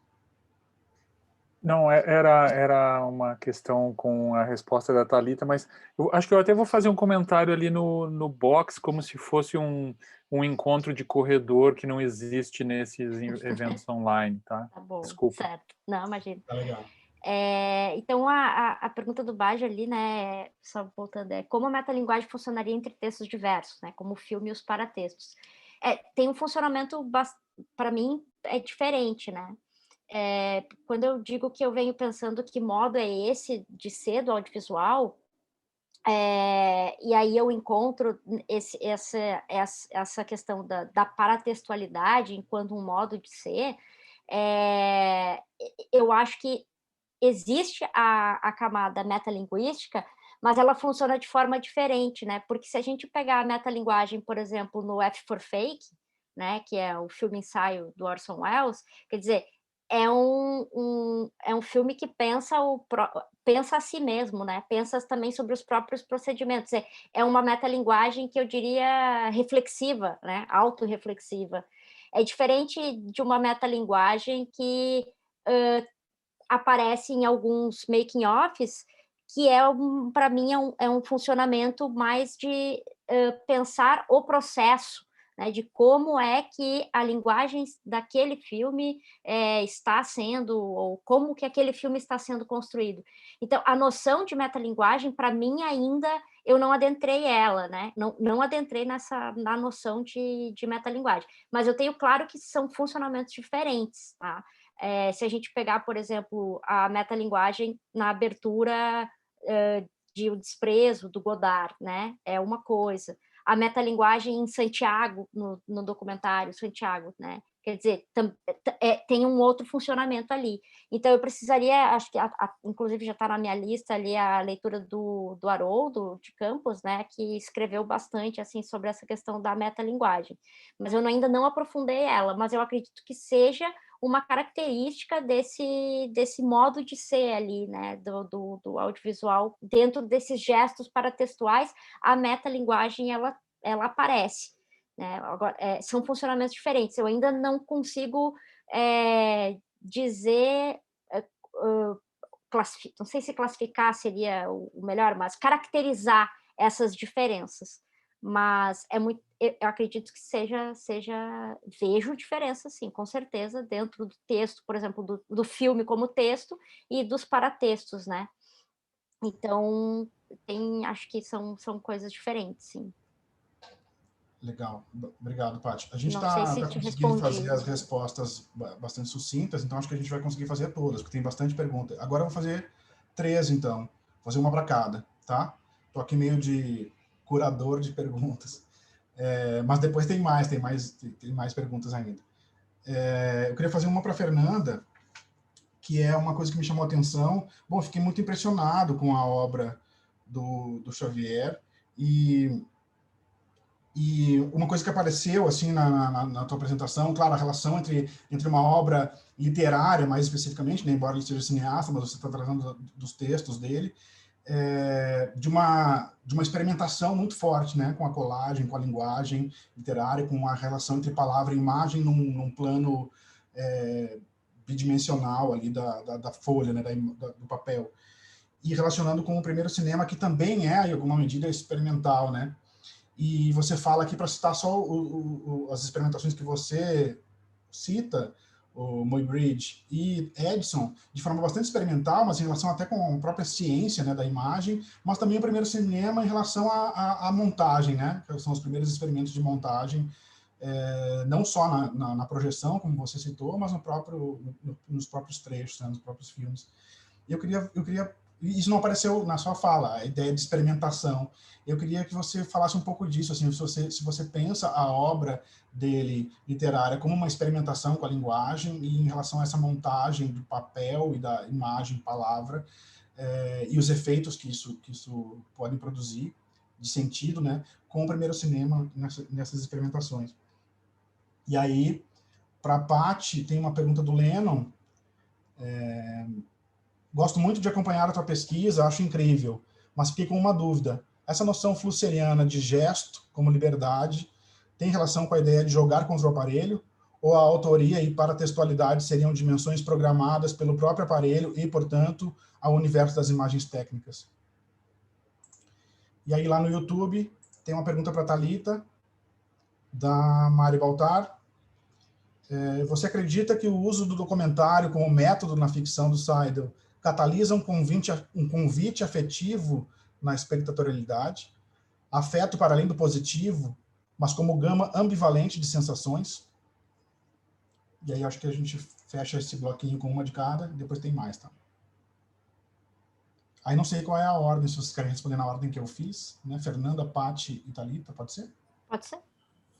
Beleza. Realmente, quando eu comecei a colocar no papel as minhas ideias acerca do que estava pensando na minha cabeça, eu acabei encontrando no primeiro cinema algumas divergências do que eu acharia, né? Então, eu acho que quando eu penso no Valêncio e na literatura dele como primeiros cinemas, como relacionado, aproximado aos primeiros cinemas, é muito mais não no cinematógrafo do Lumière, sim das imagens em movimento, as experiências individuais. E daí eu cito Muybridge pela questão da decomposição do movimento, né? Da decomposição da imagem e de como a gente vai estudando e descobrindo como que as coisas são feitas no movimento. Que pata vem primeiro, que lado do corpo vem primeiro, sabe como?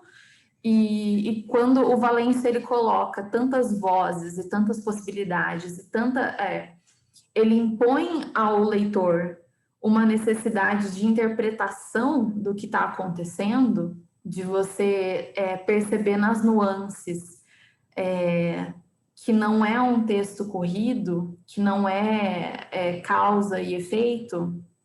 No caso do Remembranças, eu acho que é bem delimitado assim, a questão, né? A gente tem um caso absurdo, a gente tem o caso absurdo da menina que foi morta, e a gente tem o circo da mídia em cima, e daí todas as questões de pensar essa morte de uma maneira menos agressiva, né? Do lembrar, quando ele coloca ali a definição do dicionário, né? Do respeito mínimo que deveria se dar à situação com as tarjas, né? Então, eu penso que não é tanto no cinematógrafo, e sim na imagem em movimento, talvez na cronofotografia, assim, né? Da experimentação das possibilidades, assim, de como você poderia remontar o texto. Tem um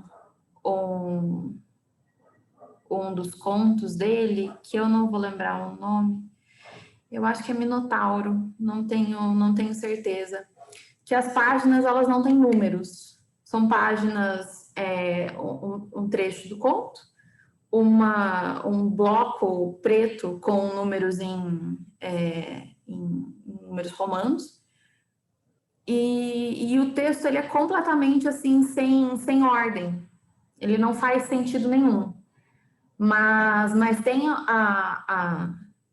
o subtexto de uma pessoa perdida dentro de um inferninho no escuro, tentando encontrar um quarto ou uma saída.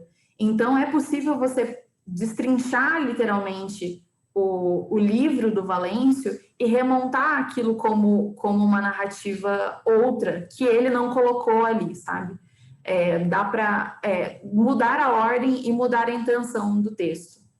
E quando eu penso nas possibilidades de você pegar literalmente um frame atrás do outro, tipo, você puxar a película de um filme e literalmente cortar um quadro a quadro e experimentar de como isso vai acontecer, sabe? É a aproximação que eu faço entre os dois.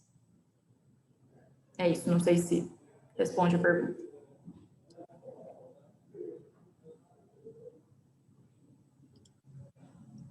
Sou eu? Pode ir lá, pode. Tá, então, Lennon, muito obrigada pela pergunta. Eu acho que eu mencionei muito brevemente essa questão da liberdade, né, do gesto como liberdade. Pelo que eu entendi, assim, do que eu ainda estou lendo o livro do Flusser, que é o Gestos, né? Inclusive ele tem a versão em português e a versão em espanhol tem muito mais coisas do que na versão em português. Mas pelo que eu consegui compreender, assim, até agora, do que eu li, quando ele fala do gesto ali como essa liberdade da criação, ele está falando muito mais dessa liberdade de expressão, né? Porque ele faz tenta fazer uma genealogia de variados gestos, então desde o gesto de escrever, de pintar, o gesto de fumar cachimbo.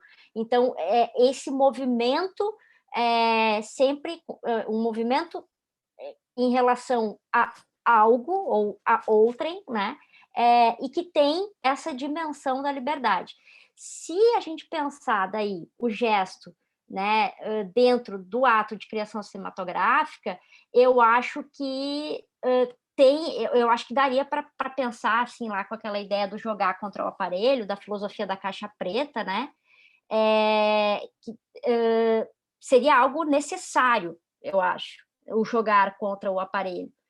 E aí eu fiquei pensando, eu gostei muito dessa segunda parte, porque eu acho que isso talvez me dá um caminho, assim, realmente eu aqui pensando na tua provocação, que a autoria para a textualidade, talvez elas estejam realmente, sim, programadas pelo próprio aparelho. E aí elas são internas ao universo das imagens técnicas, faz muito sentido. Então, seriam gestos, como pensar, né, a liberdade desse gesto, mas o quão limitado ele também está por determinadas condições específicas, né, do próprio aparelho e também do contexto sócio-histórico. Então, até mesmo pela discursividade, né, pelo controle da dimensão discursiva que o cinema tem. Então, essa liberdade ela não seria realmente algo tão grande dentro do gesto de ato de criação cinematográfica. O Flusser não fala do gesto de criação cinematográfica, ele fala em gesto de filmar e o gesto de vídeo. E, inclusive, vão ter diferenças ali entre o gesto do vídeo e o gesto de filmar, né? O do vídeo, ele está muito mais próximo de uma outra discussão que eu não trouxe aqui ainda, porque preciso clarear um pouco mais as ideias. No entanto, eu tendo a pegar essa tua segunda parte da pergunta aqui da autoria e paratextualidade como dimensões programadas internas ao universo das imagens técnicas. Com certeza, eu acho que sim. É algo que já está programado e talvez teria que ver como que o cineasta, ou como que o gesto, né, não o cineasta, mas esse gesto poderia ultrapassar essa programação ou não. Quando que ultrapassa, rompe e produz algo novo ou não. Acho que, não sei se te respondi, Lennon, mas eu acho que na verdade é mais uma provocação para uma continuidade, né, do pensamento, assim. Agradeço. Valeu, Paty. Agora a Thalita, e aí a gente tem mais 3 ainda, gente. Eu queria botar um teto aqui de 18h45. Dá para ir até 18h50. Ontem a gente foi 18h50, né? A gente fez 20 minutos, começou 19h10. Dá para tentar isso, assim, mais 12 minutos. Tá bem. Daí, 12 minutos, acho que dá para a Thalita responder essa, e tem mais 3 daí. Não, pode deixar, você mais objetiva possível. Bem, eu vou até repetir a pergunta da Mariana, porque, né, teve uma distância de tempo, é um assunto que me interessa muito, na real, a pergunta que ela fez. Você acredita que o uso do documentário como método na ficção de Seidel catalisa um convite afetivo na espectatorialidade? Sim, eu acredito. Eu acredito, na verdade, no método documentário como forma de produção e de engajamento afetivo dentro da narrativa, né? Ressaltando essa ideia de que quando a gente fala de afeto, a gente não está falando só de afetos positivos, né? A gente está falando de intensidades e sensações que são ambivalentes. né? Acho que na minha apresentação eu deixei muito claro, né? Desejo e repulsa.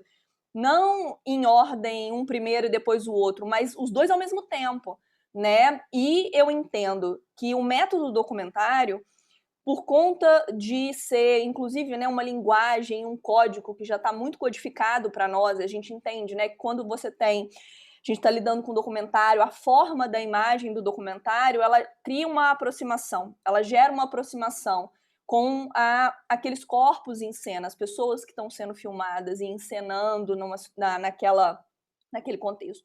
Então, quando você usa isso enquanto um método para tratar da ficção, se na narrativa documental, estrito sensu, essa forma ela gera uma conexão do cineasta com os seus personagens e aí faz com que crie um espaço mais acolhedor para esse personagem conseguir se expressar, e isso gera uma conexão depois com o espectador. No caso da ficção, isso se potencializa, né? Porque você está criando ali uma proximidade com esses corpos que a resposta é ambígua, né? E esse caráter, né, de indeterminação, eu acho, é muito potente para a potencialidade de afeto, né? Esses momentos, né, em que a câmera se aproxima desses corpos, em que você fica, às vezes, meio incomodado com a demora, né, do corte, porque o plano fica, né? E aí fica... Durante esses filmes da trilogia Paradise, é muito interessante, assim, vários momentos de desconforto, que tá todo mundo muito desconfortável ali, parece que as atrizes tá todo mundo desconfortável. E isso só transparece, no meu entendimento, por causa desse método. Porque ele podia simplesmente cortar, porque o método não tá só durante a filmagem, mas está na decisão depois, na mesa de edição, de manter o desconforto na imagem, né? O desconforto na imagem, ele é importante para a narrativa que está sendo contada e ele influencia na espectatorialidade. Eu acho que tem um movimento de reversibilidade mesmo, certo? De pensar como que e aí isso é uma reflexão que eu comecei a fazer agora, como que esse cineasta, que antes de ser cineasta é espectador também, como que a espectatorialidade dele influencia a forma dele criar, o processo criativo que ele está construindo. E como que isso volta, né? Como isso se manifesta na obra dele. Então, assim, não sei se eu respondi a sua pergunta, Mari, mas para mim, sim. Inclusive, eu acho que essa potencialidade de afetação é o mais interessante dentro das obras. E de diretores, não diretores, mas cineastas, de uma forma geral, que buscam e romper o limite da tessitura fílmica e tocar quem está lá do outro lado da tela, né? Não deixar essa pessoa solitária, né, nessa experiência de espectatorialidade. Obrigado, Thalita. Tem uma pergunta para a Fernanda, do Bruno Leites, e duas perguntas para a Thalita. Uma do Fernando Mascarello e outra do Lennon, que ele fez lá no início. Então, vamos lá. Para a Fernanda, do Bruno. A sua análise do trabalho de Valêncio Xavier parece estar bastante próxima dos estudos visuais, como propostos por Mitchell, que coloca ênfase nos compostos de textos e imagem que existem em todas as obras, sejam de literatura, de cinema, etc. A ideia de texto, né, de modo geral. Não entendi muito bem a primeira parte da apresentação relativa ao primeiro cinema. Você também analisa os filmes do primeiro cinema com a mesma estratégia? Se sim, gostaria de conhecer essas análises. Gostei muito da sua abordagem. O Mascarello pergunta para a Thalita. Você já cogitou em pensar a cinefilia, ou mais especificamente, a relação do cinéfilo com determinado cineasta e sua obra, como Ulrich Seidel, a partir de uma moldura teórica que envolvesse o tema da recepção e, nele, partisse da relação do corpo espectatorial com a obra do cineasta? E aí a do Lennon, para a Thalita também. E aí a Thalita que vai ter que se virar no tempo. Onde está a pergunta do Lennon? Já perdi. Foi lá no início, né? Aqui, achei. Thalita, achei muito massa o seu trabalho. Gostaria de te ouvir falar um pouco mais sobre o caráter da síntese da imagem síntese. Não conheço tanto Rancière.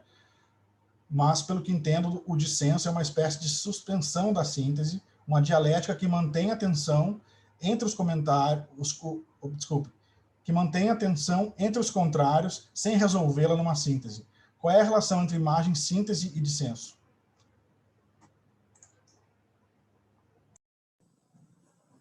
Posso responder? Isso, pode Tá, começar. Thalita, à vontade. Bruno, eu vou só lembrar um comentáriozinho que você fez antes, que realmente eu acho que o que a Thalita está falando e a minha percepção ou a questão da obra do Valência é realmente muito, muito curiosa. Fico imaginando se esse autor tem obra literária ou de como ele parte, né, para o roteiro, porque é muito interessante mesmo. O desconforto, o absurdo, aquele sabor amargo que fica na boca, né? O impacto, né? Primeiro. Mas eu não conheço a questão dos estudos visuais que você mencionou. Eu teria que enfim, né? Sair da minha ignorância. Mas a questão dos primeiros cinemas, eu acho que eu já respondi na pergunta do Jammer sobre o passo atrás que eu dei em relação aonde que eu me aproximo, né? Menos dos primeiros cinemas mais narrativos do cinematógrafo e sim das experiências mais individuais. E realmente, assim, eu fico pensando... estudar o Valêncio dessa maneira na literatura dele e lembrar de como a imagem poderia ser composta e decomposta, a ilusão do movimento e o desdobramento, né, do movimento, assim, poder acessar, assim, possibilidades de direção, possibilidades de adaptação dos textos, tanto do Valêncio e de outros autores experimentalistas, que brincam com essas colagens, né, que brincam com esse patchwork de textos. Então, pensar a obra do Valêncio é pensar as possibilidades de adaptação, pensar storyboard, pensar a inserção do texto escrito sobre a imagem fílmica e pensar também a questão das vozes, né? O Valêncio, ele insere várias vozes com diversas intenções dentro de uma página, vamos dizer que dentro de um plano, e pensar o que ele escreve e da maneira como ele escreve pensar também como que isso poderia ser transportado para um cinema de hoje. Porque eu fico pensando que lá nos primeiros cinemas silenciosos, que contavam com as vozes da própria cabeça, com a edição pessoal do espectador, ou com os sons do vaudeville, os sons do show de variedades, enfim, ver essas relações pessoais, sabe, de como ler esse cinema mudo, escrito, se relaciona com esse primeiro cinema também mudo, mas muito mais experimental, porque, enfim, não tinha nada antes, né? Não sei se respondo a pergunta, mas, enfim, é muito da minha ignorância de não saber essa questão dos estudos visuais e, obviamente, tem que estudar.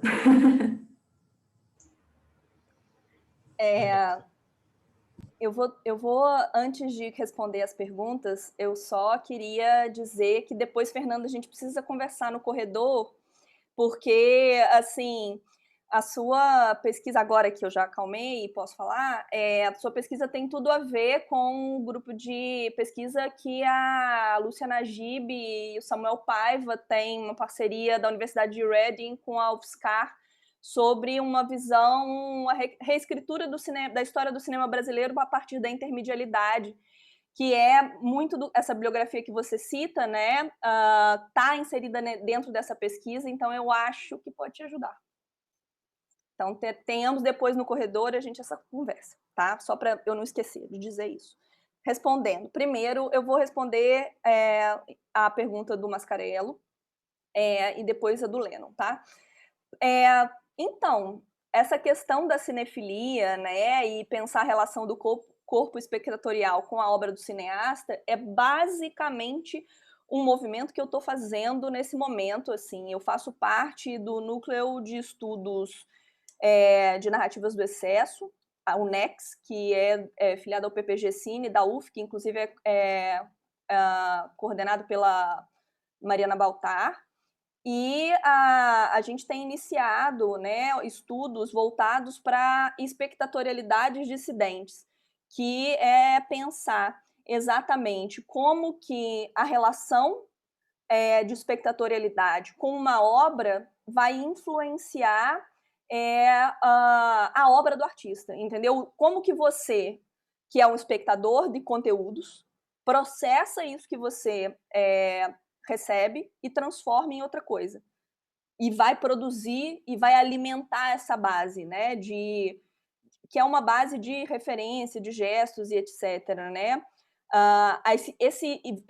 Essa aproximação, assumir uma aproximação aos estudos da recepção é algo que eu estou começando agora, na verdade. Então, essa colocação de cogitar, pensar sobre isso, eu achei ótima, na verdade, e gostei de você ter trazido o termo cinefilia, porque eu acho que ele ajuda a talvez recortar melhor o que é isso exatamente, né? O que é essa cinefilia, o que é essa recepção, pensando o corpo espectatorial com a obra do cineasta, né? Acho que isso é interessante. E respondendo à pergunta do Lennon, Lennon, assim, eu adorei a sua pergunta, vou ser muito sincera, porque é tipo, imagem síntese foi um conceito que eu desenvolvi na minha tese de doutorado, e eu gosto muito dele, e eu gostei muito da sua pergunta porque ele me permite explicar ele, né? Você coloca, né, essa questão, né, da síntese, né, a ideia, né, inclusive dialética, né, de síntese, né, de produção de algo novo, e o dissenso, né, corretamente, né, pensando Rancière, como uma suspensão da síntese. E aí, no meu entendimento, a graça, inclusive, dessa imagem síntese é vamos dizer, o potencial que ela tem de reforçar, de expressar esse dissenso que está presente nessa narrativa. A imagem síntese, pensando síntese, né, no sentido daquilo que produz, uma imagem síntese é uma imagem que produz algo novo. A ideia de imagem síntese vem de um pensamento de produção de afeto e esse entendimento desse afeto e dessa imagem síntese como esse momento na narrativa em que essas intensidades, essas tensões irrompem a lógica tradicional da narrativa clássica e acontecem, né? No sentido de serem intensidades que têm um potencial de afetação, né? É um pouco da ideia de pensar o afeto e a intensidade numa narrativa como aquilo que sai do filme para te tocar, né? No sentido de que é uma mão que te chama para dentro daquela narrativa para você entrar. E através de tensão, através de ambivalência, através de coisas que são desconexas, que você não sabe lidar muito bem com isso, né? E aí, por isso, pensar como que a imagem síntese seria, talvez, né, uma manifestação desse dissenso, um momento de marcação desse dissenso, exatamente porque a imagem síntese, a minha ideia, né, na tese que eu desenvolvo, é que a imagem síntese ela vai instaurar um evento afetivo expressivo no interior da narrativa, e esse evento ele vai ressignificar a nossa experiência da narrativa até aquele momento, né? E o dissenso ele propõe exatamente esse conflito e essa tensão de sensorialidades e estímulos vindos de lugares diferentes. Então a imagem síntese ela é aquele momento que tipo assim, ela não é necessariamente narrativa, ela vai dar como se fosse um respiro, mas ao mesmo tempo um respiro que de repente coloca em jogo as tensões que estavam ali sendo apresentadas em vários momentos, e agora, a partir desse momento, tudo que você assistiu antes é ressignificado para você. E isso é uma estratégia, né? Uma estratégia de forma de endereçamento, de montagem, inclusive, da estruturação da obra. De você, o tempo inteiro, convidar o seu espectador a, peraí, aquilo que eu vi foi aquilo que eu vi? Ou aquilo que eu entendi, ou percebi, ou a forma como eu me engajei nessas imagens, é só isso mesmo que tem ali para ser percebido? E aí, por isso, esse potencial de dissenso da imagem síntese, no sentido, não sei se eu respondi a tua pergunta, tá? Ou se eu talvez embaralhei mais as coisas todas, mas é nesse sentido que eu estou pensando essa imagem síntese, né? E a relação dela com o dissenso, como exatamente a imagem síntese é a tensão, é a expressão da tensão, é a representação e expressão da tensão combinadas, né? E por isso ela provoca dissenso, porque ali você está mobilizando afetos ambivalentes, né? Num movimento só, num espaço de alguns segundos, né? Que na apresentação eu falei, né? Normalmente, nesses filmes dele, tem entre 6 e 20 segundos, que é muito tempo, né? Então, seria mais ou menos isso. Espero que tenha sido objetivo suficiente, Jamer. Colegas, muito obrigada. Obrigado, Thalita.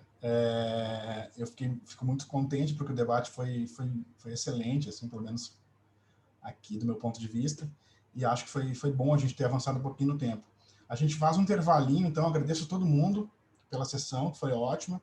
A gente faz um intervalinho, a gente voltaria às 7, daqui 5 minutos, mas a gente faz um intervalo de 20 minutos, então a gente volta às 19h15, e aí a gente começa, de fato, 19h15. Tá legal?